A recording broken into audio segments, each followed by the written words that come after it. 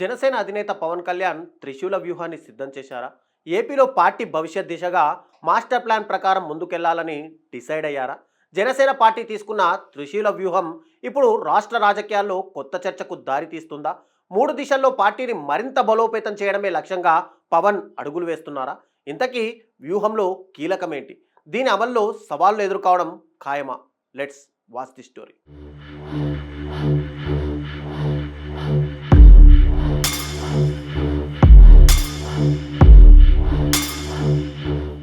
Janasena party భవిష్యత్ దిశలో కీలకమైన అడుగుగా త్రిశూల వ్యూహం పేరుతో పవన్ కళ్యాణ్ మాస్టర్ స్కెచ్ వేయగా ఇది రాష్ట్ర రాజకీయాల్లో కొత్త చర్చకు దారితీసింది.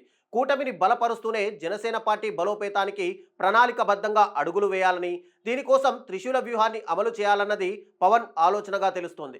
పార్టీ విస్తరణకు సంబంధించి పవన్ కీలక నిర్ణయం ప్రకటించారు.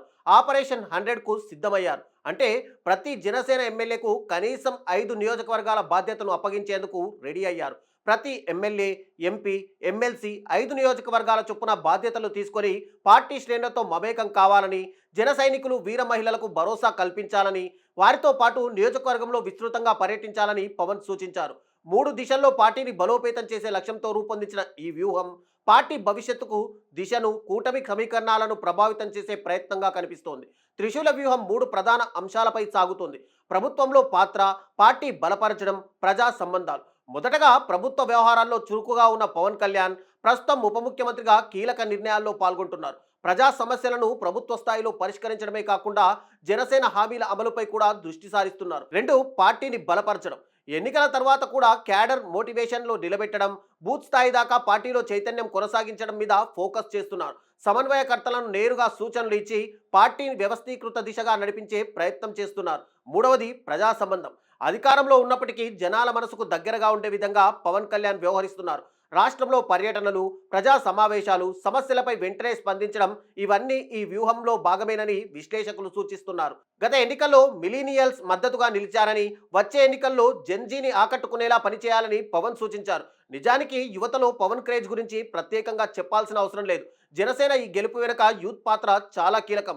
అయితే ఇప్పుడు జెన్జీని ఆకట్టుకోవాలన్న పవన్ మాటల వెనుక భారీ వ్యూహమే కనిపిస్తుంది. 1981 నుంచి 1996 మధ్య జన్మించిన వారిని మిలీనియల్స్ అని, 1997 నుంచి 2012 మధ్య జన్మించిన వారిని జెన్జీ అంటారు. గత ఎన్నికల్లో 30 నుంచి 45 ఏళ్ల మధ్య వయసు ఉన్న యువత జనసేనకు అండగా నిలిచారన్నది పవన్ నమ్మకం.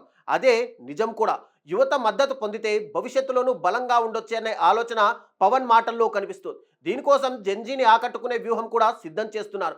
ఇక త్రిశూల వ్యూహం అమలులో సవాళ్లు ఎదురయ్యే అవకాశాలు ఉన్నాయనే చర్చ కూడా సాగుతోంది. త్రిశూల వ్యూహం సరైన రీతిలో అమలైతే పార్టీ కేవలం కూటమి భాగస్వామిగా కాకుండా భవిష్యత్తులో నిర్ణయాత్మక శక్తిగా మారే అవకాశం ఉందనేది మరికొందరి వాదన. ఇక ఈ వ్యూహం కేవలం రాజకీయంగా మాత్రమే కాదు, పవన్ కళ్యాణ్ ఇమేజ్ మేనేజ్మెంట్ స్ట్రాటజీగాను భావిస్తున్నారు. ఒకవైపు జనాలతో అనుసంధానం కొనసాగిస్తూ ఈ త్రిశూల వ్యూహాన్ని అమలు చేసేలా ప్లాన్ చేస్తున్నారు. మరి ఇది ఏ లెవెల్లో వర్కౌట్ అవుతుందో చూడాలి మరి.